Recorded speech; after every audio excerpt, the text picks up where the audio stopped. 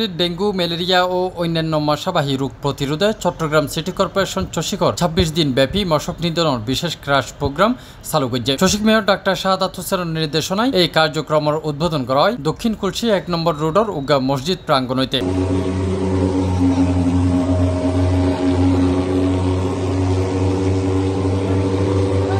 এই বিশেষ অভিযানের উদ্বোধন করে চষিকর পরিচ্ছন্ন বিভাগের দায়িত্বপ্রাপ্ত কর্মকর্তা কমান্ডার ইখতিয়ার উদ্দিন আহমেদ চৌধুরী। এই সময় উপস্থিত আছেন মশক ও ম্যালেরিয়া নিয়ন্ত্রণ কর্মকর্তা শরীফুল হক মাহি, মেয়রের একান্ত সচিব মারুফুল হক চৌধুরী এবং ওয়ার্ডের অন্যান্য পরিচ্ছন্ন কর্মকর্তা ও কর্মচারী।